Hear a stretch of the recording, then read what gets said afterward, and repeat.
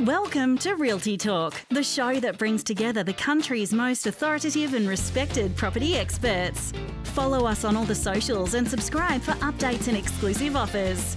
Realty Talk is powered by realty.com.au, connecting buyers, sellers and agents differently.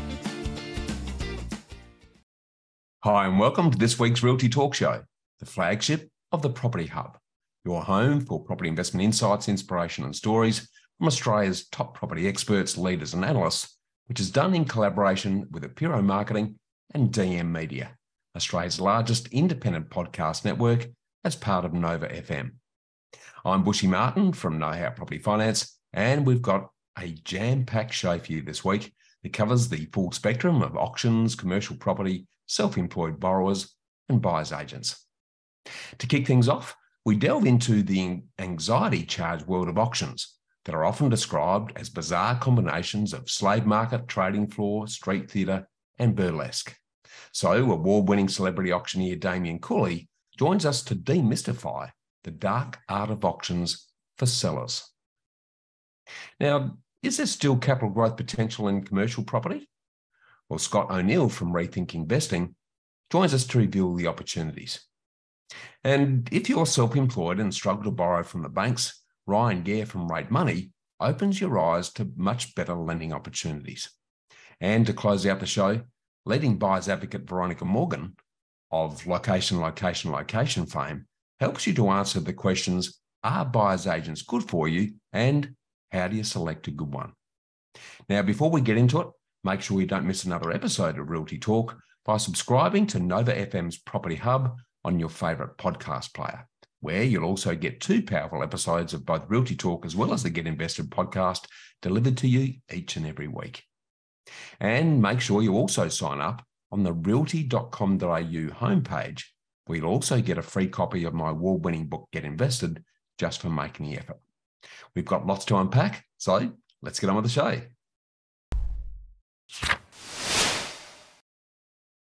As we jump into this, it's really important to know that if you've watched the series The Block in recent times, where 2 similar properties achieve massively different sales prices, you'll know that there's a lot more to auctions than just the quality of the property.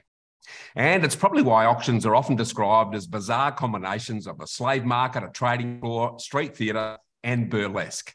So to help you better understand the dark art of auctions in a 2-part special feature, we're joined by the most booked auctioneer on the block, Damien Cooley, who leads Australia's largest and most award-winning independent auctioneering company. So welcome to the show, Damien. Thanks for having me, Bushy. Thanks for, most booked auctioneer on the block.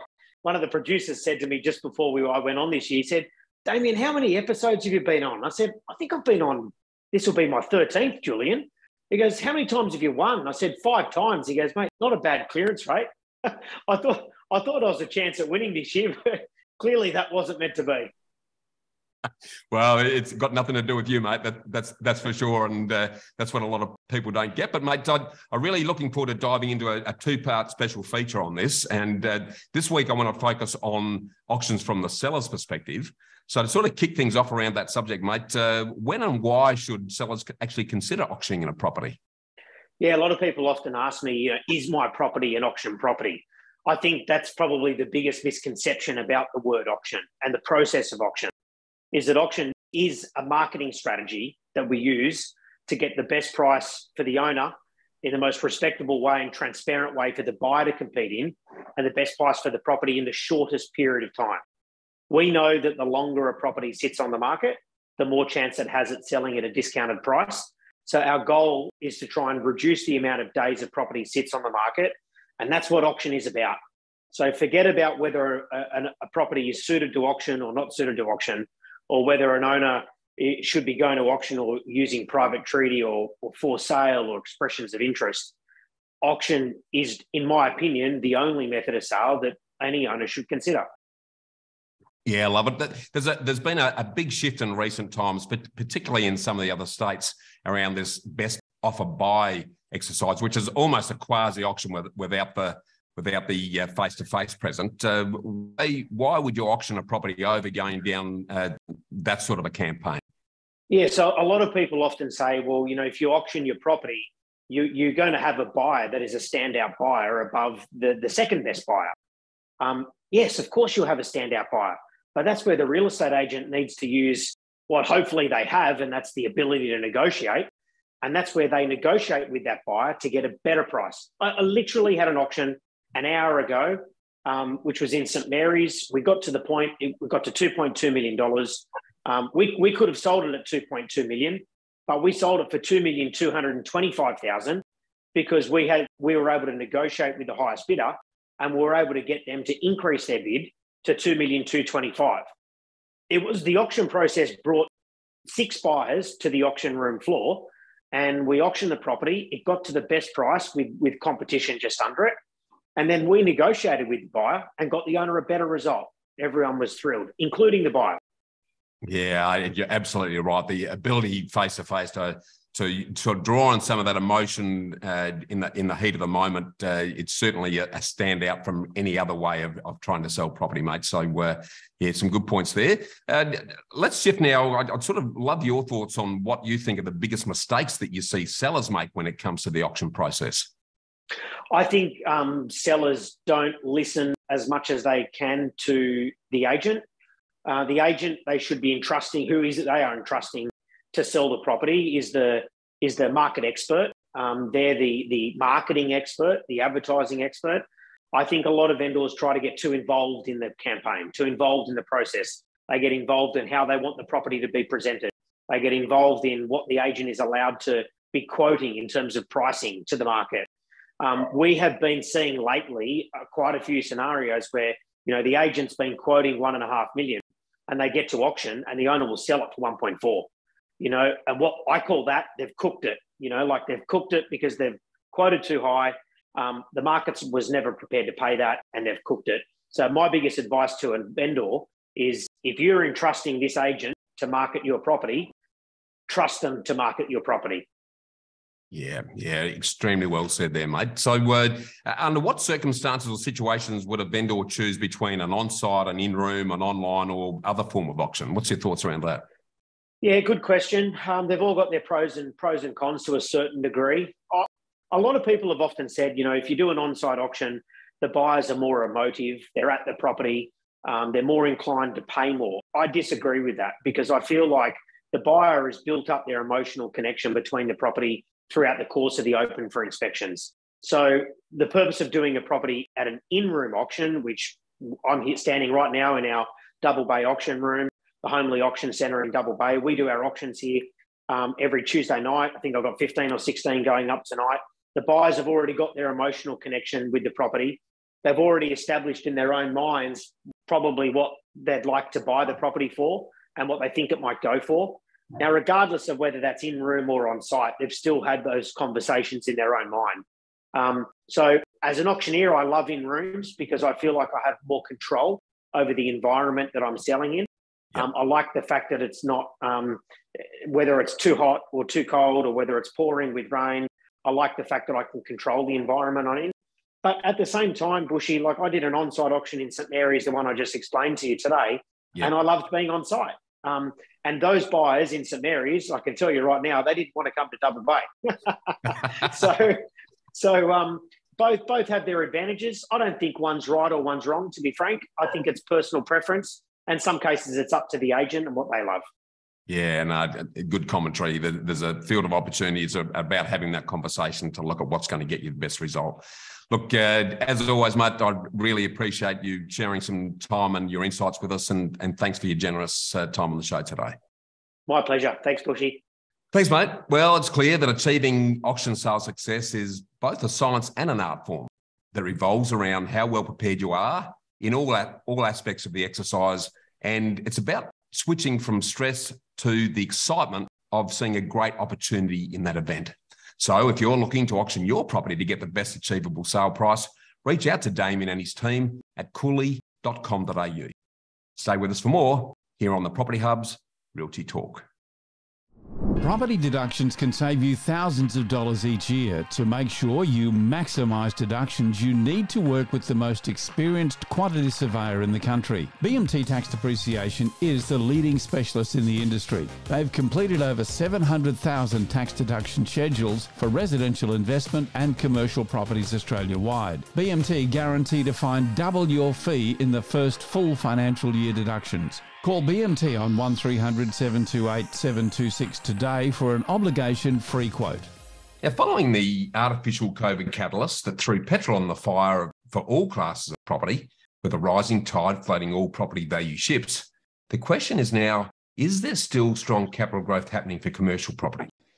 Well, to help answer this, we're joined by commercial property specialist and Realty Talk regular, Scott O'Neill, the founder of Rethink Investing, a leading commercial buyers agency that specialises in finding rare, positively geared commercial properties right across the country. So welcome back to the show, Scott. G'day, Bushy. Good to be back, mate. Always good to see you, mate. And you've always got a lot of insights to share with us. So let's jump straight into the big question. Is there still strong capital growth happening for commercial property at the moment?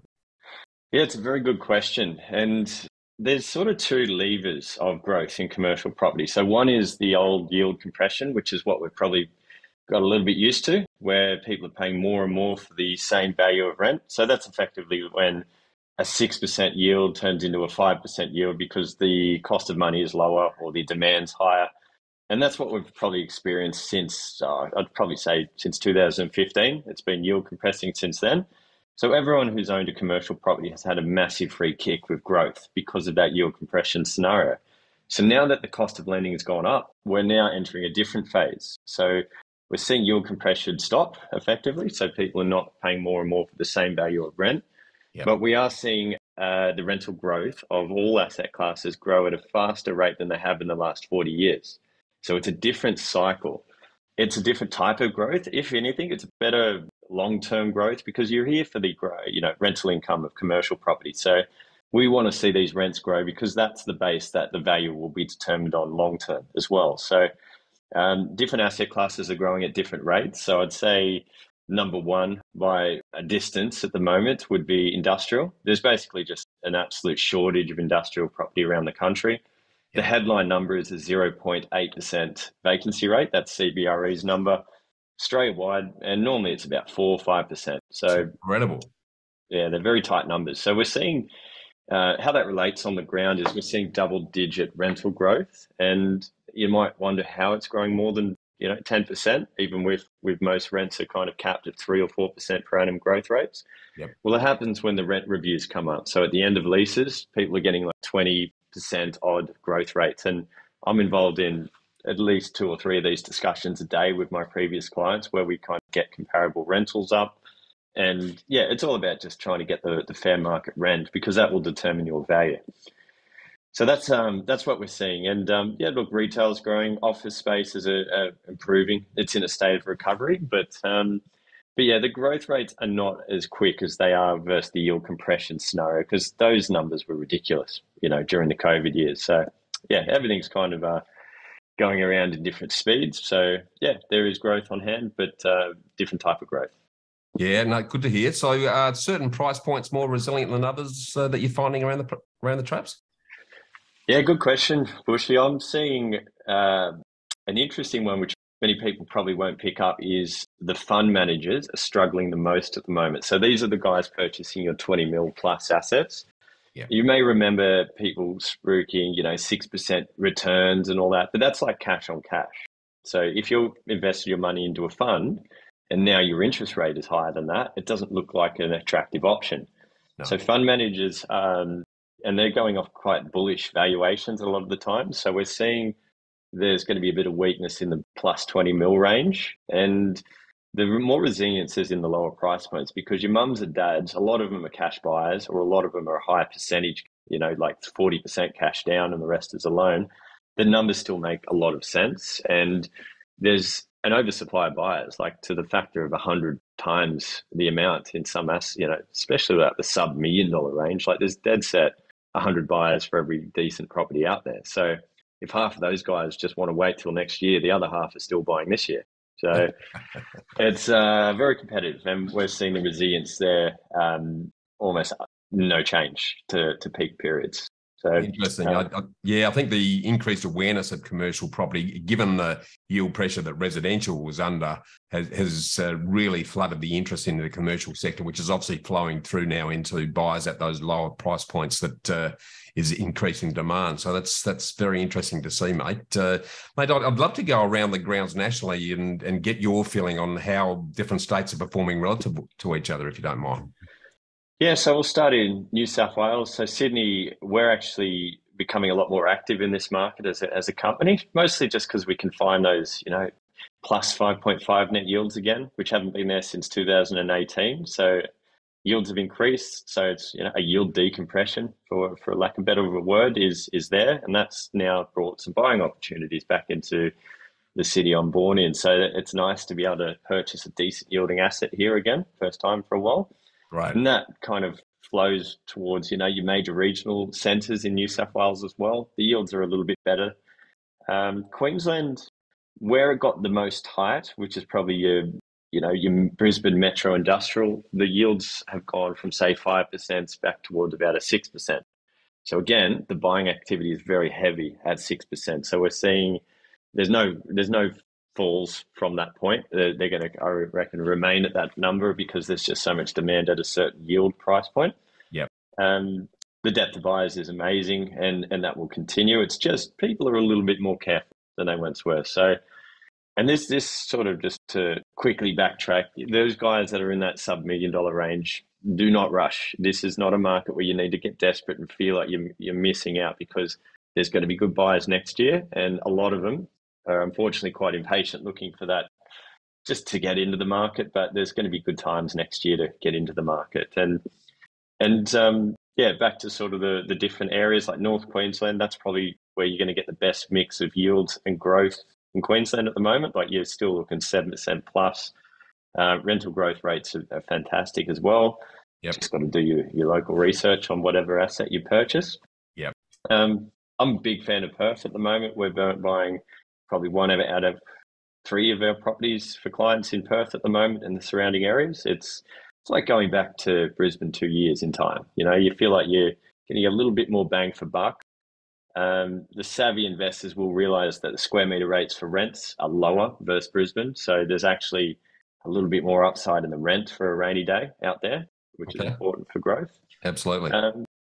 South Australia is kind of still tight because you've got this stamp duty concession where you don't pay it. So there's almost a little bit of irrational exuberance out there where people are just ignoring the numbers a little bit more than they should and going for that sharper yield. But it's a steady market. It represents value for many. So slow and steady does often win the race in commercial, and that's a good market for that. Yep, that sums up South Australia. That's always been the slow and steady crawl to the finish line. Yeah.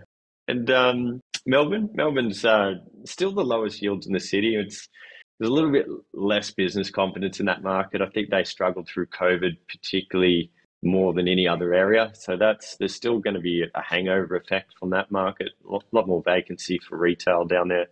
So that's a tread carefully type market, especially when the yields aren't really justified versus other parts of the country. But if you're fixated on that market, you'll get a better deal than you once did.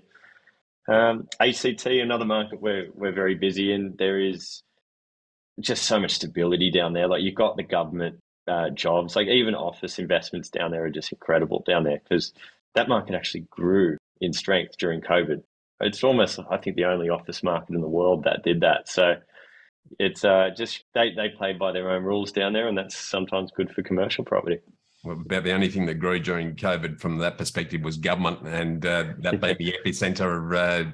I can imagine there would be a fair bit of increase in the employment side, which would flow directly onto the need for office space. So it's really interesting in sharing that look around the various states. It's very similar to relatively how the residential markets are performing as a consequence. So I'm interested with the parallels there, mate. But as always, really love your insights, mate. And I really want to thank you for joining us on the show to discuss this important topic, Scott. And thanks for your time on the show today.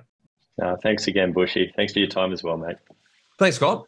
Well, it's clear that regardless of market conditions, there's still plenty of opportunity in the commercial property arena if you know how and where to look. So reach out to a specialist commercial buyer's agent like Scott and the Rethink Investing team at rethinkinvesting.com.au to investigate your options. You're watching Australia's longest running and most popular property show here on the Property Hub's Realty Talk. Successful property investment is a game of finance. Do you have the right team and the right game plan? Realty Talk is brought to you by Know How Property. More than mortgage brokers, Bushy Martin and his team of investment architects set you up with a sustainable strategy structured to lower your costs, tax, risk and stress while increasing your capacity for growth. Know How has helped over 1,900 homeowners and investors secure more than $800 million in property wealth. So get set to live more, work less, and live your legacy. Want to know how to invest in your freedom? Visit knowhowproperty.com.au. Are you one of Australia's 2.1 million or so self-employeds who now account for a growing 18% or so of the workforce, who still struggle to borrow money for any purpose, whether it be for a home loan, a business loan, or in fact, any form of loan? Well, it's probably cold comfort to hear that you're not alone. And while some of the banks are starting to soften in relation to significant hurdles that you need to jump over in order to get a loan approved, it's still much more onerous than if you're an employee. And I actually find this pretty amusing in this current age, where your servicing income is actually less at risk when you're self-employed than if you have a job that may be here today, but gone tomorrow. And if you're self-employed and have a good accountant that minimises your gross taxable income in order to reduce how much tax you pay, this generally then works against you when you present your financials and your tax returns to a lender or a bank when you're trying to borrow money. So what's the answer? Well, as always, it's a matter of horses for courses and getting a specialist to assist you with your lending needs. So to shed some light on better self-employed borrowing opportunities, we're joined by Ryan Gair, the CEO and co-founder of Rate Money, an award-winning home loan provider specialising in servicing self-employed Australians. So welcome to Realty Talk, Ryan. Thanks for having me, Bushy. Mate, really keen to jump into this subject because the self-employeds are pretty much an ignored area generally when it comes to the whole lending landscape. So to sort of kick things off and set the scene, mate, what are some of the main challenges that self-employed people face when they're trying to secure a home loan? Yeah, well, obviously, this even goes for myself. I've been self-employed now for about 15 years. And when I was trying to get my first home, or second property, I should say, is the key challenges is the length of time, how long you've been self-employed for, inconsistent income. Obviously, a lot of self-employed businesses have up and down years, especially coming out of COVID and those sorts of things. The other thing too is showing genuine savings. Obviously, with self-employed businesses, they sometimes need to use their funds, and then lump sums come back in and those sorts of things. And then the last one is the CRAA or your VETA report. That's especially these days one of the key factors as well, moving to positive reporting. So paying your bills on time and those sorts of things is really prevalent to ensure that you can get good finance. Yeah, good points. And that last one's an area that a lot of people aren't really paying enough attention to, given that the open banking environment now allows a lot of lenders to access your records without you even knowing it to some degree. So, mate, sort of moving on from there then, what can self-employeds do to improve their chances of getting approved for a home loan? Yeah, first off is being self-employed is making sure that you are registered for GST. That's a really important factor of, obviously, then if you're not registered for GST, the max you can declare is under $75,000. Obviously, $75,000 these days may not get you to the property that you're looking for. I go back to is having a clear CRA again. That gives you the best chance to get the best rate and the best product available for you as well in your current situation. The other thing too is speaking to somebody as well who has multiple options. The one factor that we see is someone walks into a bank, that single bank, and they say no, and they say, well, I can't get finance now. So make sure you do speak to somebody who has multiple options and multiple products and multiple offerings. The other thing too is speaking to somebody who actually understands self-employed. Now, you might have trusts, you might have multiple companies, multiple entities, different income streams and those sorts of things and different flows. So it's really important to speak to somebody who can actually dissect that income and work out what income can and can't be used. And the other thing, which is more of a tip for the borrowers and the customers, is be flexible in the options that are presented to you. Yeah, that's a very good summary there, mate. And as you would know more intimately than I do, there's a massive variation across the banks in terms of what they'll let you do based on exactly the same circumstances, and a massive difference in the borrowing capacity that's on offer from many of the lenders. So as you say, banks ain't banks. They're not all the same. There's a massive variation. And just because you've spoken to one, there's a good 39 or more others out there and thousands of loan solutions. It's just a matter of getting someone like yourself to actually find the right solution to suit that particular circumstance. So sort of segue into that then, and just to reinforce the point, why is it important for self-employed borrowers to go to a home loan provider who really understands their financial position, their income stream, their taxes, as well as their challenges, mate? Yeah, so the first thing is if you don't structure the loan correctly when you're submitting it to a lender, and we have our own home loan products as well, and we're a home loan provider ourselves, and then of course we have other lenders available too, is you generally get one shot. If you don't structure the loan correctly, or your broker or your lender or your business banker, whatever it might be, hasn't structured the loan correctly the first time, you're already on the back foot. The other thing is as well is making sure that somebody can actually, as I say, I go back to, is dissect your income too. Now, there's things like depreciation that can be added back. There's franked credit and unfranked credits that you might have too, and being able to dissect where that goes in the calculator. You might receive, some form of benefit as well, and being able to use that as untaxed income and those sorts of things. So it's really important to speak to somebody who knows how to get the most out of the serviceability for you as well, because again, that might actually get you into the property that you're looking for compared to the property that you don't want to purchase as well. And the last thing is as well is making sure that someone that can actually read company financials. Yeah. It's not just about what you're personally making. It's also, which I was speaking about a little bit more in detail, is what company income you can use to really maximise that borrowing capacity for you. Absolutely. And someone like yourself is also very good at packaging that in a way that the credit assessors who are looking at this can understand and appreciate, because there's no doubt, I've certainly seen occasions where the people on the other side who are assessing the exercise don't have the understanding either. So unless you package it and present it in the right fashion, you can make things a lot harder than they need to be. So that's exactly right. No, that's extremely well said, mate. And look, I really want to thank you for opening our self-employed eyes to these insights and opportunities, Ryan. And thanks for your time on the show today. Appreciate your time. Thanks, Bushy. Thanks, Ryan. Well, as you've heard, an issue is never a problem, but more of a challenge to be overcome if you've got the right people helping you. So if you're self-employed and want to bypass or jump the usual bank hurdles to secure finance, reach out to a specialist home loan provider like Ryan and his team at Rate Money. And you can find them at ratemoney.com.au or through one of their savvy mortgage broking referral partners. Keep watching your trusted voice for all things property on Nova FM's Property Hub flagship show here on Realty Talk.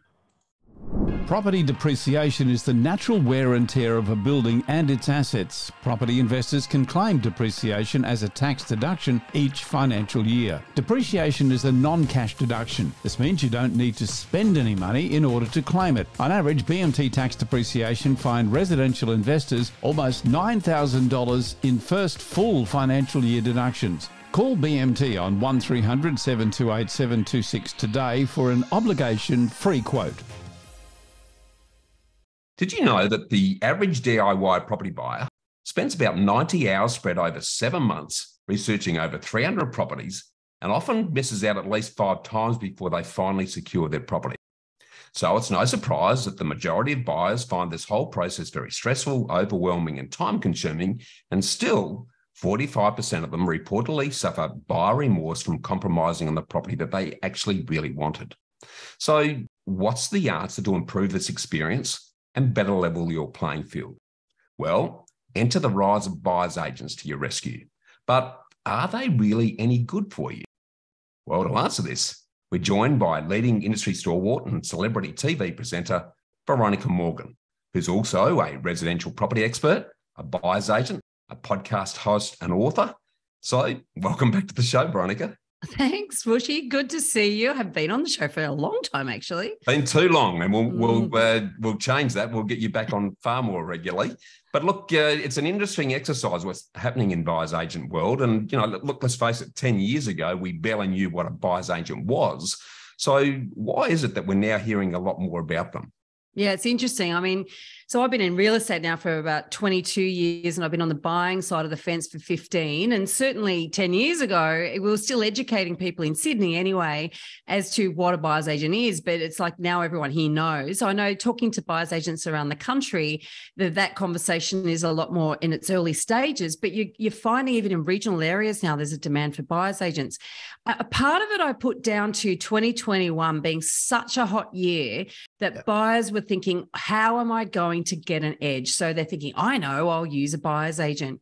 But I also think that a lot of it has to do with television. I'm a little bit guilty myself there, obviously, from our show.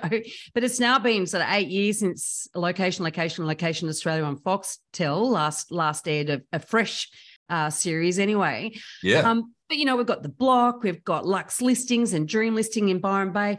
I'm a little concerned that it's great that we're raising the profile of buyer's agency and the awareness that there's people out there to help buyers, but I'm a little bit worried about the caliber, what they're putting forward as the job that we do, because what makes good television isn't necessarily the same as really what makes a good buyer's agent. Yeah, it's a really good call. And now, you'd normally think that the increased awareness around buyer's agents and helping to level the playing field, Veronica, would surely be a good thing for property buyers. What's your thoughts on that?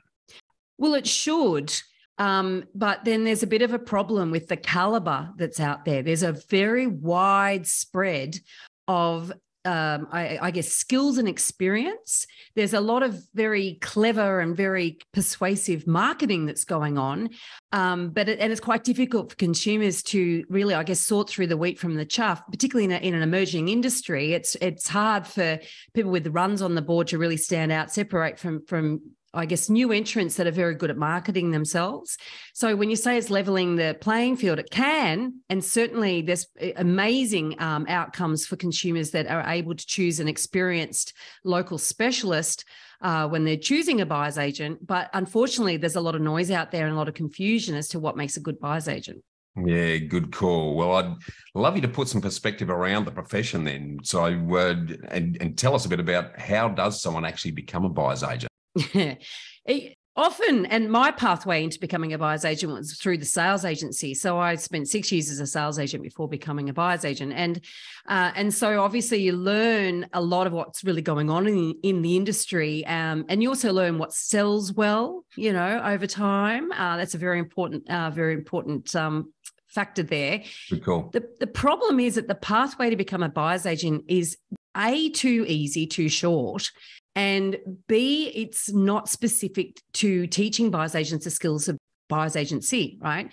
So when I went from being a sales agent to being a buyer's agent, I had to unlearn a lot of things. Yes. And then learn stuff and then become very critical thinker. And there's a lot of different skills and mindset that really you need to bring to the table as a buyer's agent that aren't the same as being a sales agent. However, the licensing pathway that everybody takes in this country or needs to take in this country to become a buyer's agent means you get a real estate license. And these all vary state to state. But the one thing that is in common is that these license courses are designed to basically help you learn to sell property or to be a property manager. And so you can come out of a course knowing how to market a property or knowing how to, prepare to go to tribunal, for instance, but not knowing how to do fundamental basic due diligence in order to protect your client from buying a lemon. And the thing is that in Victoria, New South Wales and ACT, you do have to have a minimum period of experience before you can get the Class 1 license to become a licensee and run your own business. Yep. Everywhere else, you can go and get one of these licenses, not know the simplest of most basic skills that you need in order to be a buyer's agent, and yet you can set up business, hang your shingle on the door, start selling your services, and off you go.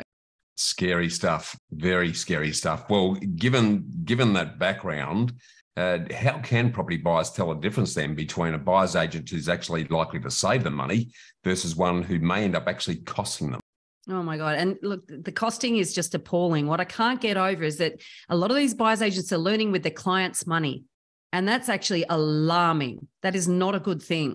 So the very first thing that I recommend that anybody look at when they're talking about, engaging a buyer's agent is the person a local specialist. Now, there's a couple of different types of buyer's agents out there. There's some that tend to generalize and think that they can buy anywhere and it's not that hard. The local specialist will know so much more about the pitfalls and what to avoid than a generalist. And further to that, their experience. Really and truly, I surveyed buyer's agents recently, and on average, it takes 5 years before they really feel like they're mastering it. Yep. And you want someone who's mastering it. You don't want a beginner who's learning with your money. And so ideally, even more than 5 years, you want someone who understands a complete property cycle, the ups and the downs. Also, they've got to care enough to protect their clients through due diligence. So I'd be saying, ask them what the due diligence process is. Ask them, to demonstrate their methodology. I give you examples of it. Yep. And looking at all sorts of things. You want to find whether they're checking flood zones. You want to local development activities, see if you could lose privacy or a view or potential, and also price research. If they press a button and give you an AVM out of RP data or CoreLogic, don't sign up with them. Yep. I think you and I could do. I could do that, and I'm not a buyer's agent, so yes, not a lot of intricacy in pressing that button. So I'd absolutely clear there's a lot more to it. Anything else you want to add to that, Veronica? I would add voluntary memberships. Now, this is not the sole way to test whether you're getting a good buyer's agent or not, but it's a good indication as to whether somebody's taking their career seriously enough to really want to lift the bar. And so if they're a member of an organisation such as REBA, which is a Real Estate Buyers Agents Association, or if they're a member of something like PIPA, the Property Investment Professionals Association, that's an indication that they're taking things a little bit more serious. So it's not the only thing, but it's sort of at the end of checking out a whole bunch of other things that I've just mentioned earlier. I'd look to that as well. Yeah, it's we've only just scratched the surface there, and we'll definitely get you back to dive into that in a little bit more detail. But I really want to thank you for improving our understanding of this growth profession, Veronica, and thanks again for your time on the show today. Pleasure, Bushy. Thank you. Thank you. Well, the conclusions are pretty clear here. If you want to reduce the cost, time and stress of buying your next property, reach out to a good, proven buyer's agent like Veronica and our team. And if you want to find out more, check out veronicamorgan.com.au. Stay with us on Nova FM's Property Hub flagship here on Realty Talk. Now, before I leave you, here's a final thought from me. As you know, I'm a big supporter of high-quality buyer's agents to ensure you purchase high-performing properties right around the country. And there's no doubt that their popularity has grown exponentially in recent times. But unfortunately, many self-professed buyer's agents are extremely inexperienced when it comes to the critical aspects of searching, selecting, and negotiating on good investment-grade property that also has owner-occupier appeal. So it's really important to ensure that you engage an experienced buyer's agent who has demonstrated expertise in both quantifiable research and data, along with intimate local knowledge. And don't just take their word for it, because many buyer's agents can look good on the surface and can bury you in BS and slick marketing, but they need to walk their talk. So make sure you benchmark them by talking directly to a range of their past clients with examples of how their properties have performed over the last 5 years or more. And ignore the last 2 years' performance, because anyone with a property pulse would have enjoyed value growth in recent times due to the artificial COVID catalyst. And if you need help with this, email me directly at bushy@knowhowproperty.com.au, and I'll email you a copy of our detailed questionnaire that gives you all of the questions you need to ask buyers agents to help you sift through the good and separate them from the bad and the downright ugly. That's more food for thought. And that also brings us to the close of this week's show. Another big thanks to our special guests, Damien Cooley, Scott O'Neill, Ryan Gair, and Veronica Morgan.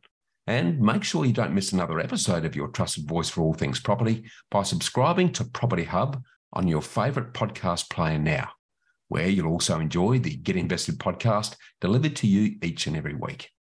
And make sure you also sign up on the realty.com.au homepage to get a free copy of my award-winning book, Get Invested. And while you're there, check out one of Australia's most extensive range of properties for sale from over 7,000 agents nationally, where you'll even get to find properties that just aren't listed or can be found anywhere else. Thanks again to realty.com.au, BMT Tax Depreciation, Apiro Marketing, and DM Media for their ongoing support. I'm Bushy Martin from Know How Property Finance. Remember to invest in your knowledge before you invest in property, and I look forward to seeing you again next week. Miss something in this week's show or want to catch up on past shows?